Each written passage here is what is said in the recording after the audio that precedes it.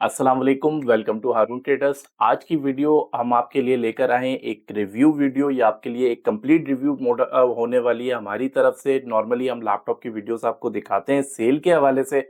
आज हम एक मॉडल आपके लिए लेकर आए हैं जिसका हम आपको कंप्लीट रिव्यू देंगे। तो कौन सा मॉडल लेकर आए हम रोहन भाई? तो आज के जो हम लोग मॉडल लेके आए हैं उसका जो मॉडल है वो डेल 5490 है। कोर i5 8 जनरेशन है, 8 GB RAM, DDR4 256 GB M2 SSD के साथ वो आता है। अरसलान भी उसका A to Z जो है वो रिव्यू देंगे। तो सब्सक्राइब करना ना भूलें और वीडियो एंड तक लाजमी देखिएगा। ये हमारा मॉडल है डेल लैटिट्यूड 5490।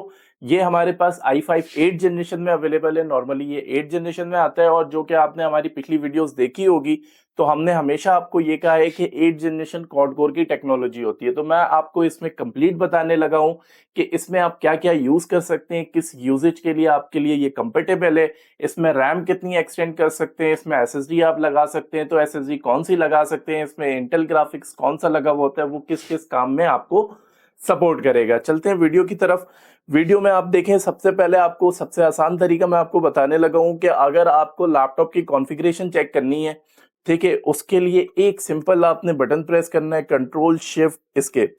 जब आप ये बटन प्रेस करेंगे आपके पास एक टैब खुल जाएगा। मोर ऑप्शन हमने पहले से खोला हुआ था तो ये मोर ऑप्शन का ऑप्शन नहीं आया। मोर ऑप्शन पे जाकर आप परफॉर्मेंस पे क्लिक करेंगे।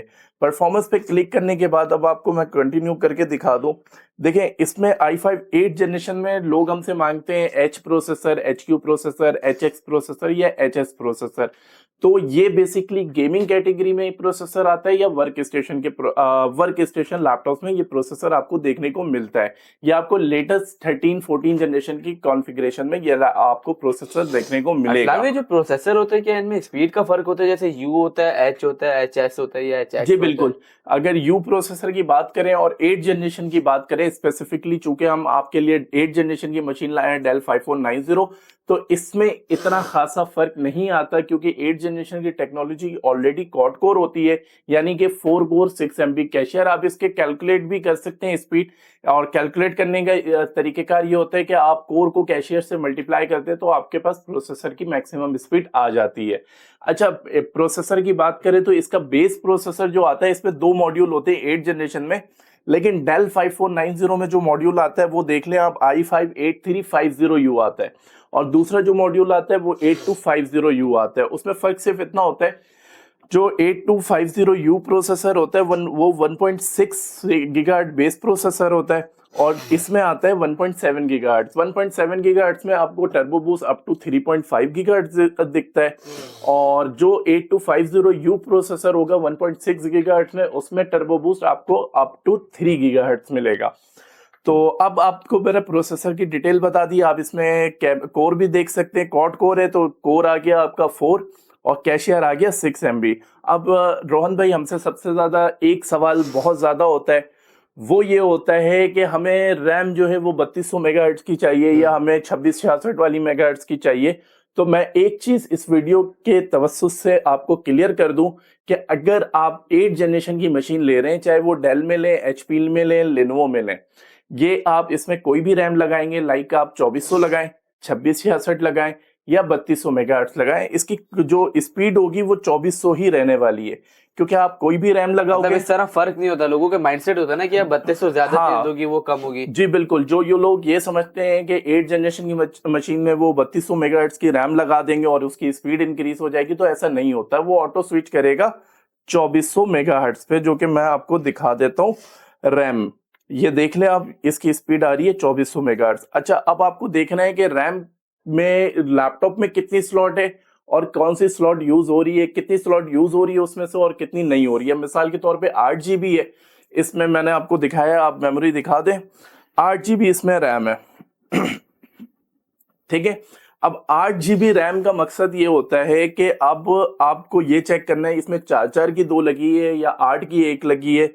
तो उसका देखने का तरीका कार ये है, आप देख लें slot use 2 of 1।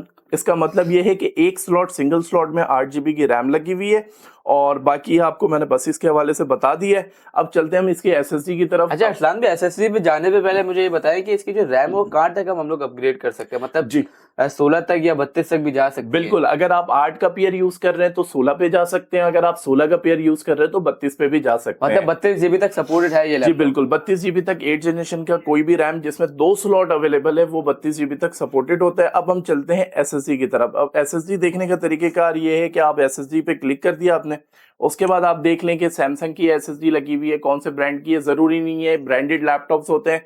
Branded laptop में सब में सैमसंग नहीं लगा होगा, किसी में सैमसंग होगा, किसी में WD होगा, इस तरह के अदर मॉडल्स अदर ब्रांड्स भी होते हैं जो ब्रांडेड कंपनी यूज कर रही होती है। तो उसके लगे हुए होते हैं जिसमें आपके स्काइनिक्स भी हैं और भी अदर नेम्स हैं, तो वो आप चेक कर सकते हो कौन सी कंपनी का एसएसडी लगा हुआ है, M2 लगा हुआ है या NVMe लगा हुआ है। अच्छा अरसलान भाई, एक चीज और बताएं कि M2 और NVMe जो साटा और साटा जो होती है, तो इनमें फर्क क्या होता है? जनरेशन का फर्क होता है, स्पीड का फर्क बिल्कुल, होता मैं वो आपको फर्क बता देता हूँ कि देखें M SATA फर्स्ट जनरेशन में आ जाती है, M1 SATA सेकंड जनरेशन में आती है, M2 SATA थर्ड जनरेशन और NVMe फोर्थ जनरेशन में आती है। अच्छा, NVMe M2 से एडवांस क्यों है वो मैं आपको क्लियर कर देता हूँ। M2 की बेसिकली कनेक्टिंग पॉइंट जो होता है स्पीड, अगर आपके पास 100 MB पर सेकेंड है, चूंकि उसका कनेक्टिंग पॉइंट सिंगल है तो वो आपको 100 MB पर सेकेंड देना है। लेकिन NVMe एडवांस और फास्ट इस वजह से है कि उसमें इसी डेटा रीड करने की जो पावर होती है वो 3 कनेक्टिंग पॉइंट पे होती है। अब 3 कनेक्टिंग पॉइंट की वजह से वो 100 MB इंटू 3 तो 300 MB आपका पर सेकंड हो जाती है स्पीड उसकी। तो इस वजह से 4 जनरेशन की कोई भी एसएसडी जो 8 जनरेशन में मिनिमम लग सकती है। देखिए एचपी में कुछ मशीनें ऐसी हैं जिसमें 6, 7, 8 जनरेशन में लग सकती हैं, लेकिन डेल में मोस्टली मेरी तरफ से प्रीफर्ड ये है, लग तो जाएंगी लेकिन प्रीफर्ड ये है कि आप NVMe 8 जनरेशन या उसके बाद वाले मॉडल्स में लगवाएं। अच्छा अरसलान भाई, वैसे दूसरे मॉडल्स होते हैं जिनमें एसएसडी प्लस हार्ड ड्राइव लग जाती है, तो क्या इस मॉडल में हार्ड ड्राइव लग सकती है? नहीं, अच्छा होता क्या है इसमें स्लॉट दोनों होती है, या तो आप कनेक्टर के थ्रू M SATA की भी एसएसडी लगा सकते हैं या हार्ड ड्राइव लगा सकते हैं, या आप M2 की स्लॉट पे या NVMe की स्लॉट पे आप दोनों एसएसडी लगा सकते हैं। अब दूसरा तरीकेकार ये है, अब मैं आपको मशीन की कॉन्फ़िगरेशन तो मैंने आपको दिखा दी, ठीक है। मशीन हमारे पास मॉडल मैंने आपको बताया, हम डेल 5490 का रिव्यू कर रहे हैं, तो इसमें बैकलाइट का भी ऑप्शन होता है। बैकलाइट किसी में आता है किसी में नहीं आता है। हमारे पास जो वेरिएंट अवेलेबल है वो बैकलाइट में नहीं है क्योंकि ये ओरिजिनली यूएसए स्टॉक है, हम रिफर पे काम नहीं करते। यूज लैपटॉप कैटेगरी मेरी तरफ से प्रीफर्ड है क्योंकि उनमें होता यह है कि यूज लैपटॉप अपनी ओरिजिनल कंडीशन में होता है कि कंपनी ने जिस कंडीशन में इसको बनाया है उस कंडीशन में ये इंपोर्ट होकर हमारे पास आ रहा है, जो स्लाइटली यूज होता है क्योंकि वहां पे बहुत ज्यादा यूज नहीं होता। उनकी इंश्योरेंस पॉलिसी होती है, अगर बहुत ज्यादा यूज भी हुआ है तो वो 11 महीनों से ज्यादा यूज नहीं होता। अच्छा, मतलब तो हमें परचेज करना चाहिए तो बेहतर ये है कि इंपोर्टेड परचेज करें रिफर्बिश के रिफर्बिश। अब रिफर्बिश क्यों नहीं परचेज करें? रिफर्बिश में मिसाल के तौर पे अगर किसी लैपटॉप में कोई फॉल्ट है, लाइक कीबोर्ड खराब है या बैटरी खराब है, तो उसमें वो पार्ट्स चेंज होते हैं, उसको रिप्लेस किया जाता है। फिर उसको अगर कलर इसके फेड हो गए हैं, लाइक स्पॉट है, तो उसको निकाला जाता है, फिर कलर किया जाता है, तो वो रिफर्ब कैटेगरी आ जाती है। और वो मेरी तरफ से प्रीफर्ड बिल्कुल भी नहीं है कि आप किसी रिफर्ब कैटेगरी में जाएं, क्योंकि ओरिजिनल पार्ट उसका निकल गया जो कंपनी ने बनाया। वो भी आपको पता होगा, अगर आप ओरिजिनल कॉपी, तो ओरिजिनल तो कोई भी नहीं डालता, वो फर्स्ट कॉपी बहुत ज्यादा अच्छा डाल रहे होंगे तो फर्स्ट कॉपी डाल रहे होंगे। अब मैं मशीन की कंडीशन की साइज की बात कर लेता हूँ। इस मशीन का साइज आप देख लें, 14 इंच के साइज में ये लैपटॉप आता है। ये इसके बॉर्डर्स हैं, ये इसका कैमरा स्लॉट दिया हुआ है। कीबोर्ड हमारे पास यूएसए कीबोर्ड हमारे पास इसमें अवेलेबल है क्योंकि ये यूएसए की इंपोर्ट है। अब मैं पोर्ट्स की तरफ चलता हूँ। पोर्ट्स में आप देख लें, इसमें हमारे पास सिंगल ऑडियो जैक मिल जाता है, यूएसबी पोर्ट, और यहाँ पे वीजे आउटपुट डिस्प्ले मिल जाता है। साथ ही आपको लैन पोर्ट मिलेगा, HDMI पोर्ट मिलेगा, यूएसबी पोर्ट मिलेगा और ये चार्जिंग स्लॉट मिल जाएगी। अच्छा अरसलान, चार्जर इस पे कौन सा सपोर्ट करता है? मतलब 95 भी लगा सकते हैं या 65 भी लगा सकते हैं? सर 65 और 90 हम दोनों लगा सकते हैं। अगर आप ये नॉन ग्राफिक कार्ड है तो इसमें आप, मेरी तरफ से प्रीफर्ड है आप 65 वॉट का चार्जर यूज करें, इससे बैटरी लाइफ भी सिक्योर रहती है। अब इस साइड पे आपको SD कार्ड स्लॉट मिल जाएगा और एक यूएसबी पोर्ट मिल जाएगी और साथ में टाइप सी पोर्ट भी मिल जाएगी। तो टाइप सी से आप मोस्ट फास्ट कनेक्टिविटी बना सकते हैं। तो अब आपको मैंने लैपटॉप की ओवरऑल ओवरव्यू दे दिया। मैंने आपको जिस तरह से दिखाया जा सकता था एक लैपटॉप मैंने आपको बिल्कुल दिखाया है। अगर आप इसको परचेज करना चाहते हैं तो हारून ट्रेडर्स के नंबर पर राब्ता कर सकते हैं। अगर आपको मैं इंटरनली जो चीज़ मैंने आपको फिजिकली या सॉफ्टवेयर के थ्रू दिखाई है, अगर आप इंटरनली देखना चाहते हैं तो उसके लिए भी मैं आपके लिए आसानी कर देता हूँ। तो वीडियो स्किप नहीं कीजिएगा, हम जा रहे हैं अपनी इस मशीन को खोलने। तो वीडियो एंड तक लाजमी देखिएगा और अगर आपने चैनल को सब्सक्राइब नहीं किया है तो जरूर कीजिएगा। तो देख लें, हारून ट्रेडर्स बेसिकली अपने कॉन्फ़िगरेशन सारी चीज़ें चेक करता है, देन ही क्वालिटी चेक करने के बाद टिक लगाता है। ये प्रोसेस लोग फॉलो करते हैं नहीं करते हैं इसका हमें आइडिया नहीं है, लेकिन हम अपने कस्टमर को बेचने से पहले इन चीज़ों का बड़ा ख्याल रखते हैं कि उनके पास कोई फॉल्टी लैपटॉप ना जाए। अगर रीटेस्ट हो जाए हमारे पास तो ज़्यादा बेहतर है बनिस्बत कस्टमर सफ़र करे। तो अच्छा अरसलान भाई, एक और चीज बताएं कि अगर ओवरचार्ज करेंगे तो क्या बैटरी पे इफेक्ट पड़ता है? बैटरी फूल वगैरह तो नहीं जाती? जी बिल्कुल, बैटरी अगर ओवरचार्ज हो रही है तो बिल्कुल बैटरी लाइफ भी कम होगी और इसकी बैटरी फूलेगी भी। और मैं अब अंदर से आपको कंडीशन दिखा देता हूँ। ये इसमें M2 लगी हुई है SSD, आप देख लें। अब M2 और NVMe को पहचान का तरीका आपको मैं बता देता हूँ। अगर आपकी SSD में डबल कट है तो इसको हम M.2 SSD कहेंगे, और अगर इसमें सिंगल कट है तो ये NVMe SSD कहेंगे। इसमें दो तरह की बैटरी आती है, एक 3 सेल पे आती है, एक 4 सेल पे आती है। हमारे पास जो वेरिएंट अवेलेबल है इसमें 4 सेल की बैटरी अवेलेबल है 68WH। और रैम की मैंने बात की थी आपको 2400 मेगाहर्ट्ज DDR4 8GB इसमें चलता है। मैंने रैम आपको निकाल के दिखा दी, 2400 इसमें लगी हुई है। आप इसमें 2666 भी लगाओगे तो ये 2400 पे ही ऑटो स्विच करेगा। सिंगल स्लॉट पे हमारे पास अवेलेबल है।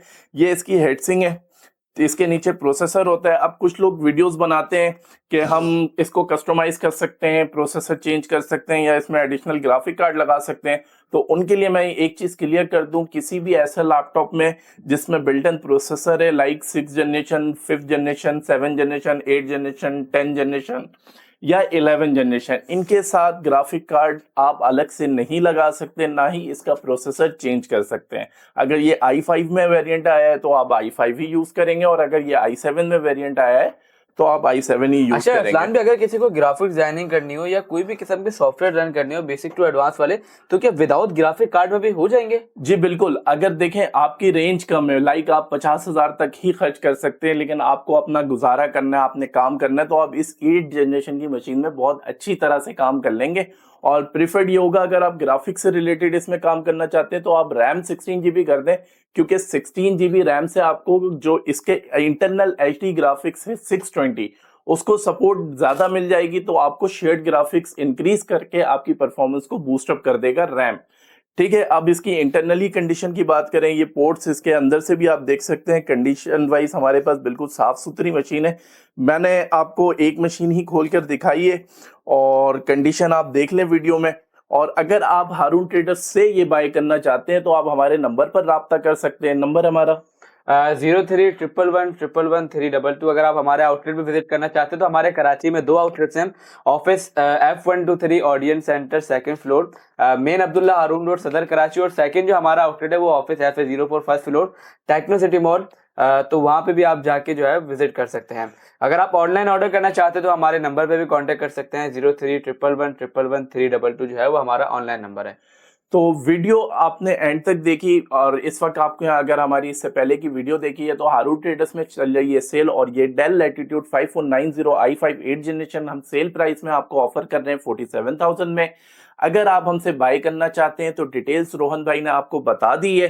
तो वीडियो एंड तक देखने का बहुत शुक्रिया। चैनल को लाजमी सब्सक्राइब कीजिएगा अगर इस तरह की मजीद वीडियोस हमारे चैनल पे देखना चाहते हैं तो। वीडियो देखने का बहुत शुक्रिया, क्योंकि हारून ट्रेडर्स नाम नहीं भरोसा है। अल्लाह हाफिज।